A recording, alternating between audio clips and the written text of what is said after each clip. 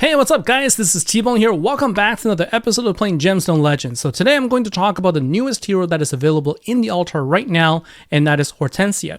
She's the last hero to be released in October right before Halloween, and I've got to say I really like her art style. I also think that her skills are pretty nice, and so I wanted to showcase how you can use her in different situations, how you should set up her gear, and also what her strengths and weaknesses are.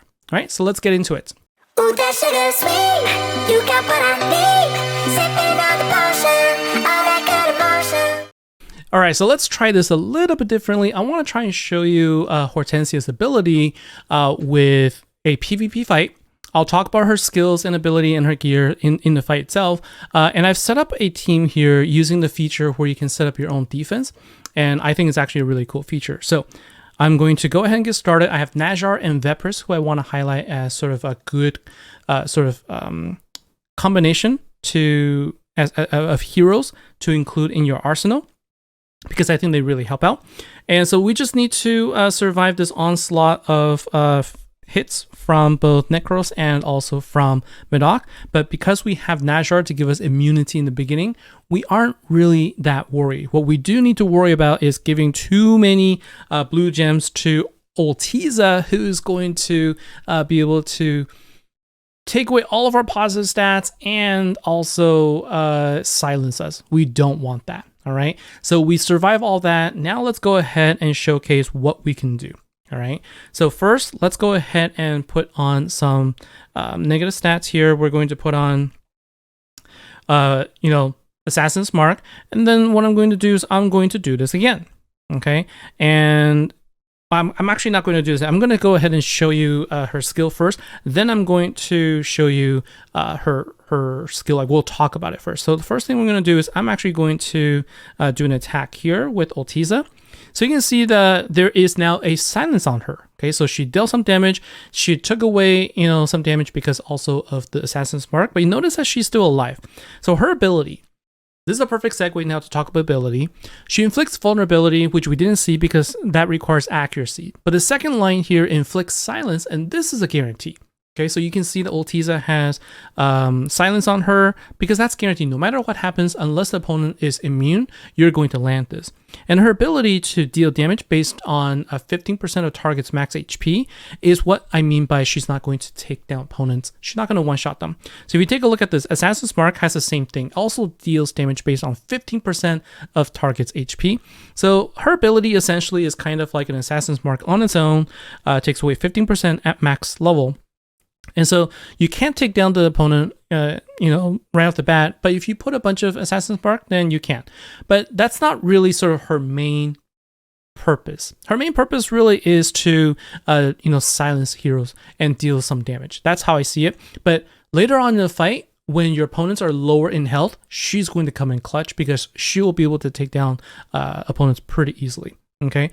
Now, this is actually her turn right now, and so what I'm going to do is I'm just going to go ahead and get her set up again, and you'll see at the end of her turn now she deals damage again, because what she does is at the end of her turn she deals damage, 10% damage to the opponent that has the lowest health. Okay, and also when it's her turn, she'll also inflict curse, right, if the opponent's silence. It just makes them so they lose their positive stats.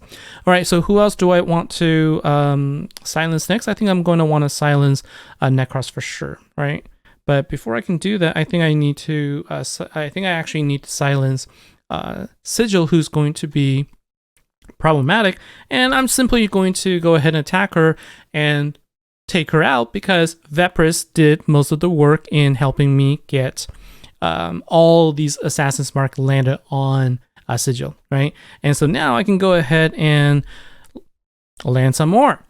So even without Hortensia, right, I think just having Vepris on the board is going to help you out significantly, okay? And so Vepris is one of those epic heroes that I just think, super strong on her own. If you're not using her in your fights, I think you're losing out on some potential good, easy damage, just, without actually using a legendary hero. Okay, but we're here to talk about Hortensia. And so why do I think Hortensia is really good? Well, like I said, her guaranteed silence really is the key. And notice that she's a ranger type hero. So she can actually be built pretty fast because by default, she has fast mana, 25 base mana, and also she has good speed, 210 base speed. So these are all a little bit altered because I have bonuses on right now, but she's the type of hero that you want to build faster. So you can see I have a swift set here, and you can see my focus is all about speed as a substat as well. In fact, my boots is also a speed boot. The thing you want to put on her though is health for armor. You want her to be a little bit, you want her to be survivable. You want her to have higher survivability. And then for critical damage glove, you can just kind of pick whatever, but critical damage is what I put on because her ability doesn't deal true damage. So you can actually boost her amount of damage. So even though she really is useful for her silence, I think that being able to deal damage at the same time is what sets her apart. Okay, a lot of the silence heroes don't necessarily deal damage, and this is a guaranteed silence that also allows you to, this is a guaranteed silence, right? That allows you to deal some damage, and also you can really stop those really annoying opponents from being able to use their skill. Okay, and so you can see, all of the damage is on Vepris here because all of the damage came from her Assassin's Mark. But she also did pretty well at 23,000 just from her own attacks. Okay, so that's a PvP fight that I think kind of talks about her skill quite a bit. The things I want to also add to this now is one thing is her relic. So I think that Murderer's Frenzy is probably the best one for her because she also has a little bit of defense ignorer. She ignores a little bit more defense, and she has a chance to recast. This is the important part. Essentially, by being able to recast, when she does, you're basically taking up to 60% potentially of max health against your opponent. And that can really add up. So you can actually make her quite a good damage dealer while silencing the opponent and also casting a curse on them, right? Curse is inflicted when you hit them with gemstones. So that way you can also, add negative stats and also take away their positive stats. So overall, I think, she's an interesting ranger type that actually focuses more on the debuff aspect. And her damage is going to seem lower than other opponents, other heroes that you'll probably come across, but I think that she has really good utility. And so, like, again, I showed you, she's good with Vepris, but really she's good just with people that can buff her in that if you can give her positive stats, like, I'll show you another example.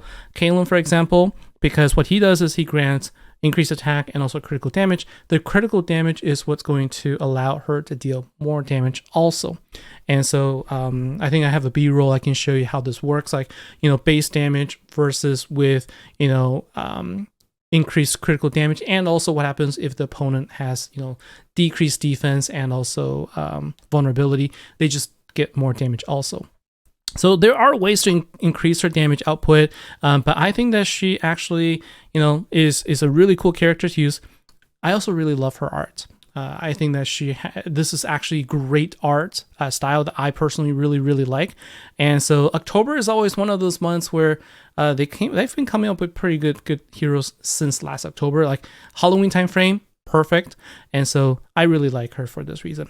I hope that this actually helps you. Let me know, if you feel like the way I've explained it through the PvP fight is more effective, just kind of helping, explain how the skills and how the interactions work.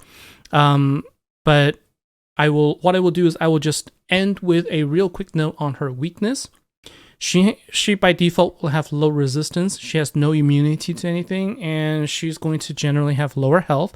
And so you're going to have an easier time stopping her when she's on defense. And because of that, I don't recommend putting her as a defensive hero in your wars fight or in your arena fight, but she's going to be good for you on attack teams, right? So that's going to be it from me for today. Let me know what you think, everybody. Take care, and I will see you in the next episode. Bye now.